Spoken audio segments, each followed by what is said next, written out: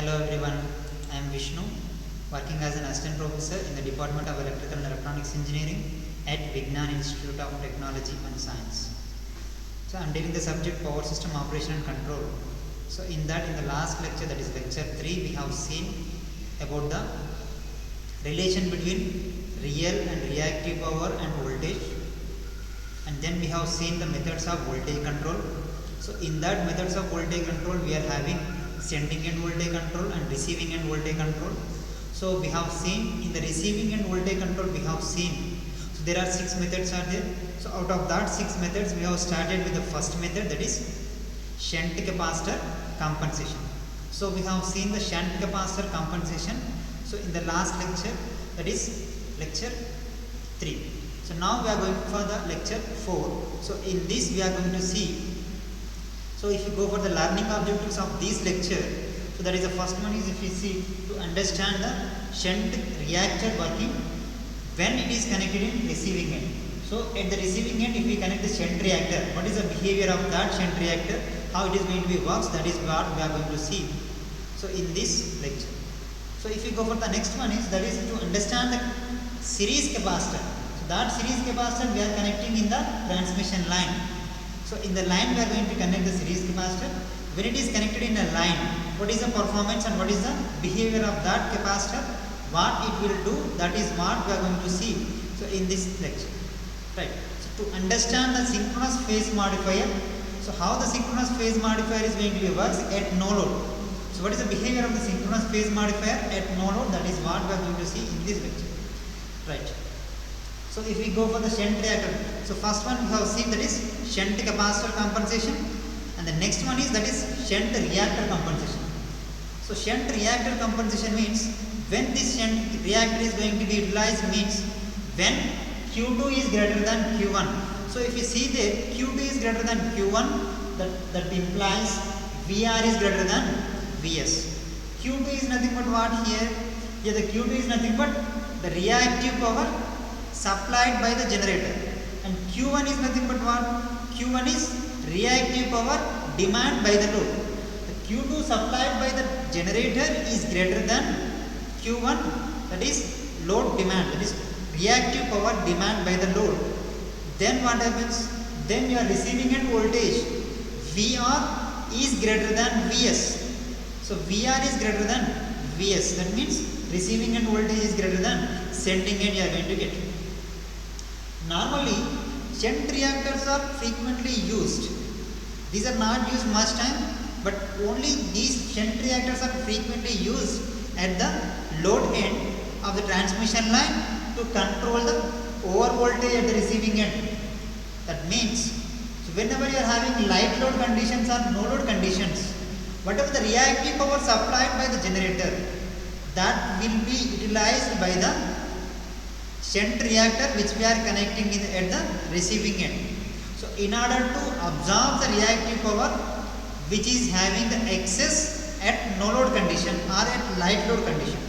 So if we go for the light load condition, we are having the condition called VR is greater than Vs. The extra amount of the voltage is going to be present at the receiving end, because we are not having any much load connected, so that we are going to have the receiving end voltage is high.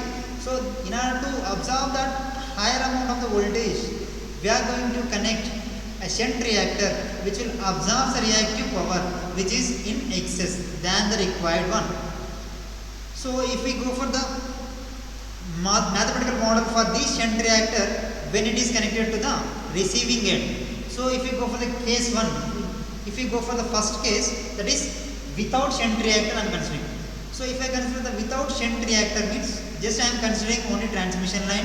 So in this transmission line we are having, there is a generator connected to that sending end voltage, and there is a receiving end, that is VR. So at the VR we are connecting a load. The load is having power factor of cos pi 1. So we are having the Q2.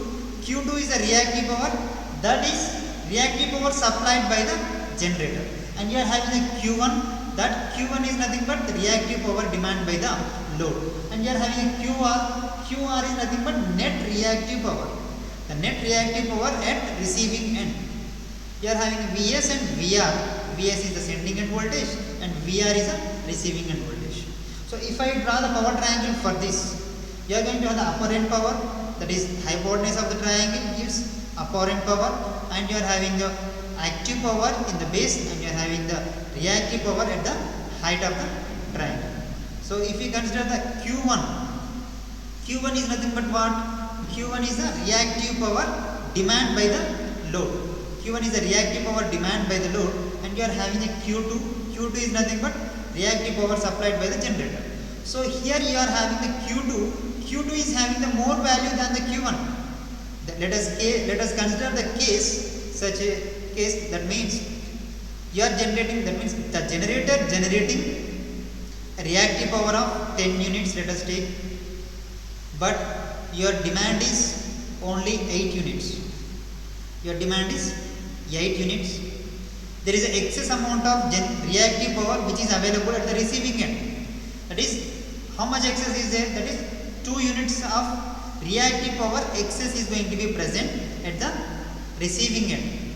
Then who will consume that 2 units of reactive power at the receiving end? So you need to consider, or you need to place some reactive power consumption device at the receiving end. So what is that reactive power consumption device?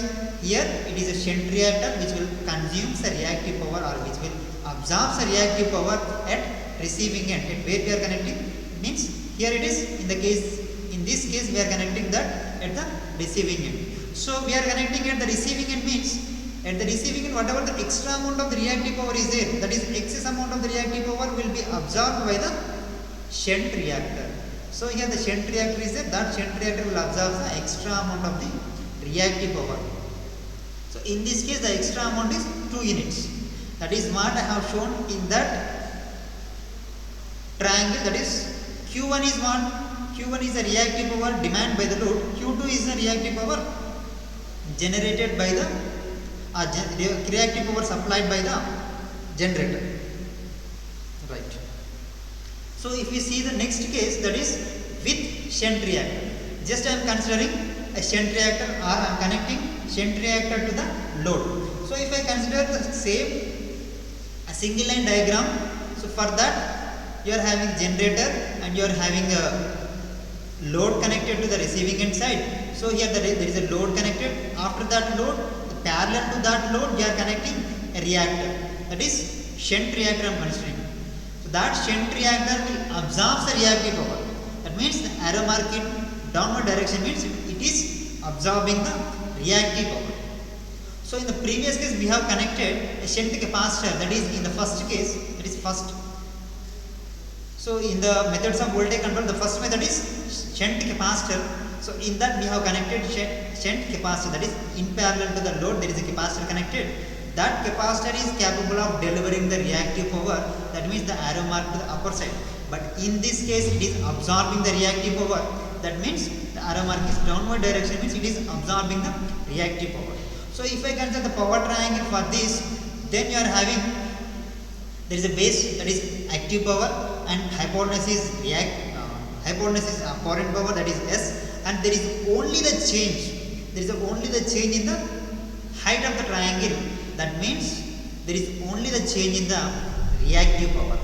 So in that we are having excess amount of reactive power, that is Q2 minus Q1 is the excess amount of the reactive power. So that Q2 minus Q1 is 2 units I am considering. In that case, that 2 units is absorbed by the QLSH, that is shunt reactor, whatever we have connected that will absorb. That is reactive power absorbed by the shunt reactor is QLSH. So I am considering in this case is QLSH. So here what happens, Q2 is greater than, pi 2 is greater than pi 1, that is the angle. Pi 2 is having the more angle than pi 1. So if you see there, so pi 2 is greater than pi 1, that implies what happens, cos pi 2 is less than cos pi 1. As the angle increases, cos value is going to be, cos of the angle is going to be reduces. That means we know that cos 0 is 1, cos 90 is 0. As the angle is increases from 0 to 90, the value of the cosine value is from 1 to 0. That means as the angle increases, value of the cos is going to be decreases. Then here cos pi 2 is less than cos pi 1. It will only compensate the Ferranti effect. It cannot improve the power factor.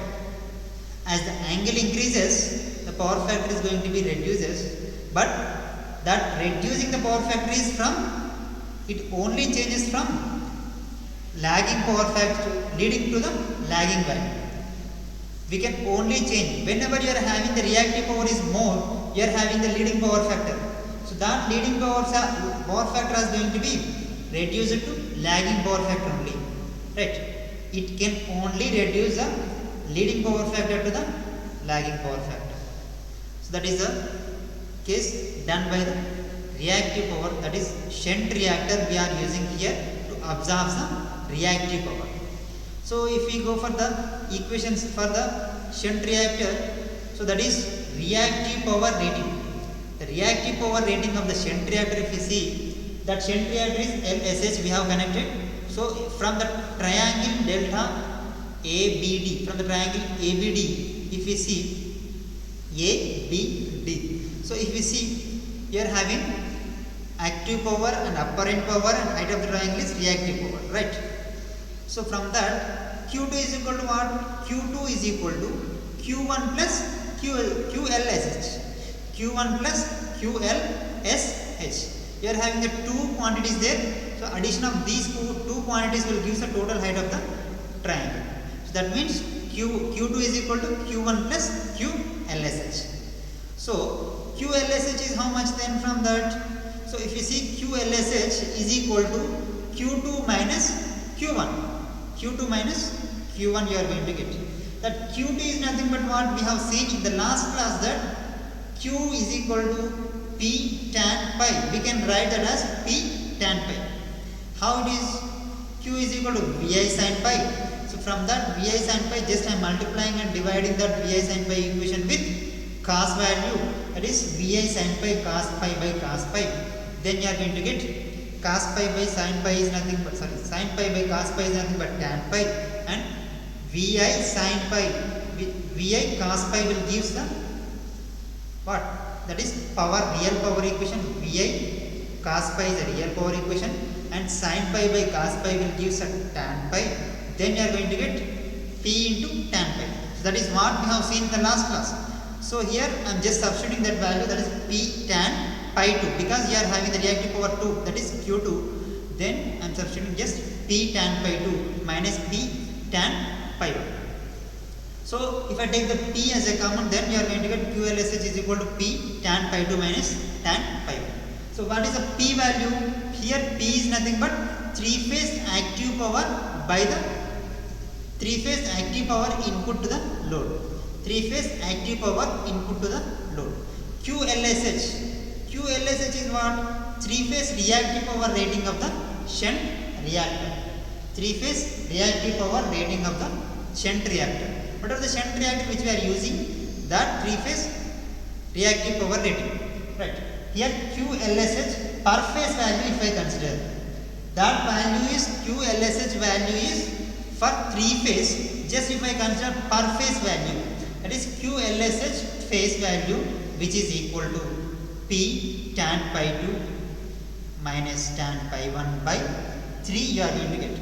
So let us consider this QLSH per phase value as equation 1. Just consider this as equation 1. Then if we go for the rating of the shunt reactor, so we are saying that we are connecting some shunt reactor. So what is the value of the shunt reactor? We have to connect at the load side in parallel with the load. What is the value of that shunt reactor? We have to calculate that shunt reactor value, so that only we can choose the particular shunt reactor value, so that we can connect them. So how to calculate that means, just consider Q phase value, that is reactive power phase value, which is equal to Vi sin pi. V phase, I phase, sin pi value you are going to get. So Q phase is equal to what? V phase into I phase when it is a pure shunt reactor. The reactor is a pure value, that is, if I consider the pure inductor, for pure inductor you are having the pi is 90 degrees. So Q is equal to what? Q phase value is equal to V phase into I phase into sin 90. sine 90 is how much? That sine 90 value is 1. Then you are going to get Q phase is equal to V phase into I phase. So I am just substituting V phase in the place of I phase. I am substituting V phase by XL. So V phase into V phase by XL, right?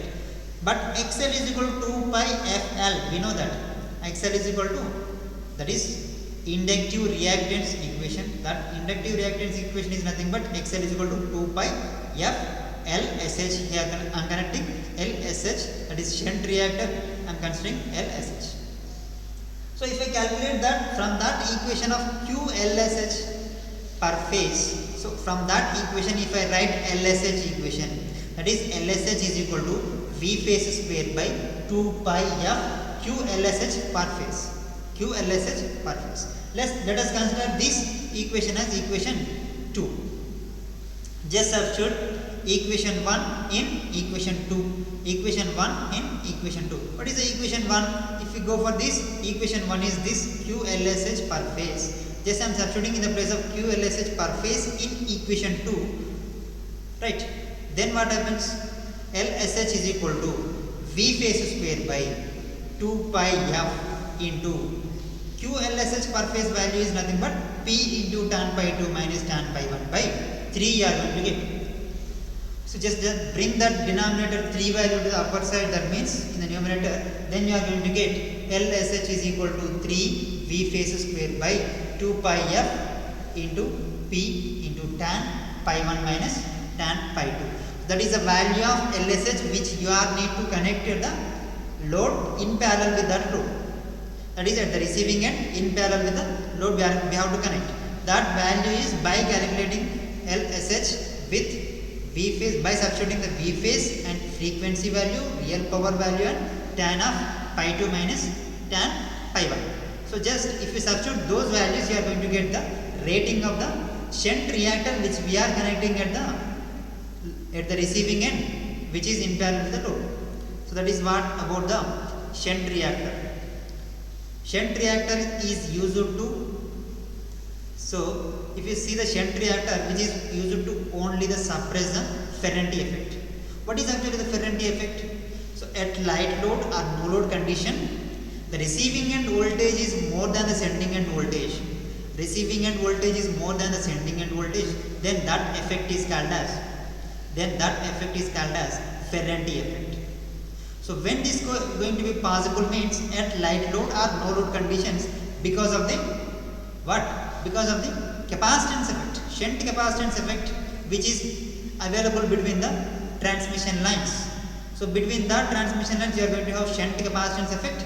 So because of that shunt capacitance effect, the receiving end voltage is increases more than the sending end voltage. But in practical cases it is not possible. So in real time always sending end voltage is more than the receiving end voltage. But here if I consider the Ferranti effect, that receiving end voltage is more than the sending end voltage. So whenever you are having receiving end voltage is more than the sending end voltage, you need to absorb the excess amount of the reactive power at the receiving end side. So in order to absorb the reactive power at the receiving end side, we are connecting a shunt reactor. That's why only we are connecting these shunt reactors frequently. So we are not using much time. Just we are only to compensate the excess amount of the reactive power, we are using a shunt reactor in parallel with the load. Right. So next one is series capacitor compensation. What is actually the series capacitor compensation? That means we are only injecting the series capacitor, that is capacitor in series with the transmission line. So in the transmission line circuit we are going to connect a capacitor in series. So it is a powerful device to improve the power transfer capability. To improve the power transfer capability. That means in the previous case power transfer capability, let us consider without the CSC, that is without the series capacitor, we are having some less amount of the power transfer capability. So if I connect the series capacitor in a transmission line, then it will improve the power transfer capability to the receiving end side. So it also improves the voltage profile of the transmission line at the receiving end. it also improves the voltage profile. That is, to maintain the constant voltage, we are going to control the voltage. So in that controlling of the voltage, we are having different methods. By using these different methods, we are controlling the voltage. So let us consider the first case in the series capacitor compensation without series capacitor. How the behavior of the circuit. So here you are having the generator and there is a sending end voltage Vs at an angle delta, and you are having the receiving end voltage Vr at an angle 0. There is a transmission line and there is a load connected. That load is cos, having the power factor of cos pi r. So let us consider that. So if I see the voltage regulation, that is approximate voltage drop across the line, approximate voltage drop across the line, if I consider, so voltage drop is nothing but sending end voltage minus receiving end voltage. If I consider the magnitude value is sending end minus receiving end voltage, so that is Vs minus Vr is equal to, we know that for the short transmission line, if we consider IR cos pi r plus I into XL sin pi r, you are going to have this equation as a voltage drop equation. So if I consider the voltage regulation, what is actually the voltage regulation? Voltage regulation for a short transmission line, if I consider Vs minus Vr by Vr into 100. So voltage regulation is equal to V regulation 1. So which is equal to Vs minus Vr by Vr into 100 you are going to get. So that means magnitude of Vs minus Vr is nothing but the voltage drop equation, that is what the first equation. So just substitute that in this voltage regulation formula. Then that is V regulation 1 is equal to I into R cos pi r plus IL sin pi r into 100. That is by Vr into 100 you are going to get. That is what the voltage regulation at receiving end or at the transmission line without series capacitor. Just I am considering next case is case 2, that is with series capacitor. So if I consider the series capacitor, so here the series capacitor I am connecting in series with the line. Just I am inserting the series capacitor CSC here, and there is a voltage, sending end voltage, and there is a receiving end voltage. There is a load, that is cos pi r, having the power factor of cos pi r. So let us consider the approximate voltage drop across the line. Then you are going to get Vs minus Vr is the magnitude of the voltage drop, that is Vs minus Vr, which is equal to I into R cos pi r, plus here we are having the two quantities, that is shunt load and there is a CSC. CSC is nothing but what? Series capacitor. So that is you are having the two components, means you are going to get XL minus XC you are going to get. So XL is the inductive reactance which is at the load, and there is a series capacitor, that is XC you are going to get. That is capacitive reactance, inductive reactance, that is inductive reactance minus capacitive reactance XL minus XC into sin pi r you are going to get. Then V regulation 2, voltage regulation 2, that is with series capacitor. V regulation 2 is nothing but this with series capacitor. So if I consider voltage regulation, which is equal to sending end voltage minus receiving end voltage by receiving end voltage into 100, then what happens? Just substitute that equation of Vs minus Vr in the below equation, that gives I into R cos pi r plus XL minus XC into sin pi r by Vr you are going to get into 100. That is, if we calculate for the percentage voltage regulation, you are going to get that. So by adding series capacitor, what happens? So the effective line reactance is reduced, such that effective line reactance, how it is going to be reduced as XL minus XC. So we have seen in the voltage regulation equation that XL minus XC means the reactance, net reactance is going to be reduces. That means the effective transmission line reactance is reduced such that voltage regulation 2 is less than voltage regulation 1. Voltage regulation 2 is nothing but what? With series capacitor. Voltage regulation 1 is without series capacitance. So here what happens? Voltage regulation is reduces means you are maintaining the constant voltage profile. As how much voltage regulation is very less value, such that you are maintaining the constant voltage profile. To maintain the constant voltage profile, we require less amount of the voltage regulation, right. So it decreases the voltage regulation of the line, it improves the stability of the generator. So as the voltage regulation is reduces means the stability is going to be improves, that stability of the generator is improves. There is no effect on the power factor of the load, there is no effect of the power factor, right. So if you see the next one is, that is synchronous phase modifier. What is actually the synchronous phase modifier? Just here I am considering synchronous motor, so which is running on no load. Synchronous motor which is running on no load. So if we operate the synchronous motor on no load, so it will act as both shunt capacitor and shunt reactor. So that depends upon that shunt reactor operation or shunt capacitor operation, that is depends upon the excitation which we are giving to the synchronous motor. So if we give the over excited, that means excitation value is more than the required value, then what happens? That gives here shunt capacitor, that acts as the shunt capacitor. So if I give the excitation value which is less than the actual excitation value, then what happens? That case is called as under excited value. So for the under excitation, this synchronous motor will act as a shunt reactor. So there are two cases are there. So that is shunt capacitor and shunt reactor, that is first and second condition. The two cases can be implemented by using the one device with synchronous phase modifier. So this synchronous phase modifier is one disadvantage, that is the cost of this synchronous phase modifier is somewhat higher, because we need to purchase a synchronous motor, that cost is more than if we compare with the capacitor, shunt capacitor or shunt reactor.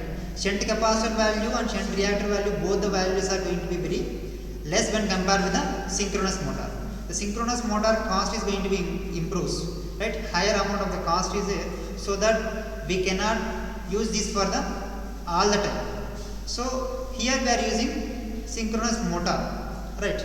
So if I consider the first case, that is case 1, VR is greater than Vs, that is receiving end voltage is more than the sending end voltage. So at this particular condition, if I use synchronous phase modifier, then what happens? The load demand is less. In this condition, load demand is less. Load demand is less means receiving end voltage is greater than sending end voltage. That is what we call as Ferranti effect. In order to compensate this Ferranti effect in general condition, what we are going to consider? So we are going to place a shunt reactor. But that means, so here in this case we have to use synchronous phase modifier as a shunt reactor. That means we have to give the under excited value for the excitation. So here I am considering Vs is a sending end voltage, Vr is a receiving end voltage.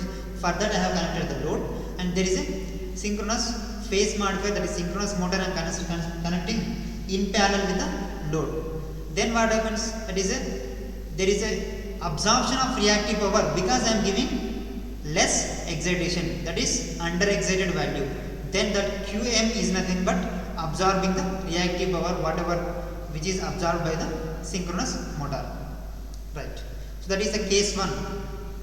Under excited synchronous motor at no load consumes a reactive power additional which is supplied by the generator and acts as a shunt reactor. That is what we have seen.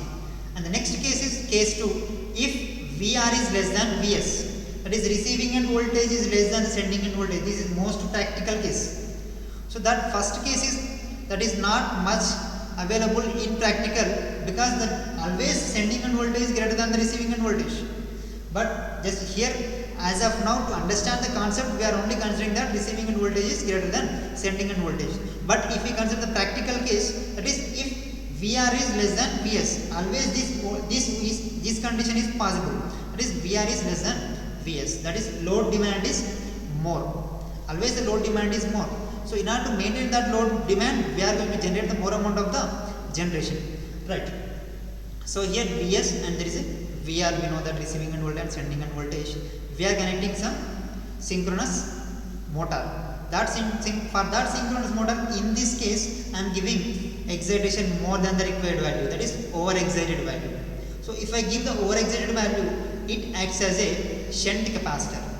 By acting a shunt capacitor, it will generate some reactive power, and that generated reactive power is supplied to the receiving end side, which is demanded by the load. Whatever the reactive power demanded by the load, which is supplied, some amount is supplied by the synchronous motor and some amount is supplied by the generator. That generator supplies is Q2 and the reactive power supplied by the synchronous motor, that is QM. Q2 and QM addition will absorb by the load, that is Q1. Right. So here overexcited synchronous motor at no load. So that is the condition 2. It will act as a shunt capacitor. It has the ability to deliver the amount of reactive power to the load. So that is what the synchronous phase modifier. So if you see the summary of this lecture, so what we have done in the first case is by adding the shunt reactor at the receiving end, it will compensate the Ferranti effect. That means it will absorb the extra amount of the reactive power, that is by absorbing the additional reactive power supplied by the generator. So next case is what we have seen, that is series capacitor connection. So by adding the series capacitance, it improves the stability of the generator. There is no effect on the power factor, but it will improve the stability of the generator. And the last case what we have seen is synchronous phase modifier. By connecting synchronous phase modifier at the receiving end, it will act as both shunt reactor as well as shunt capacitor. So why it is acting both shunt reactor and shunt capacitor, that is depends upon the excitation to the system. So whatever the excitation which we are giving to the synchronous motor, that will act depends upon that excitation as the shunt capacitor or shunt reactor. So I am concluding this class. Thank you everyone for listening this class.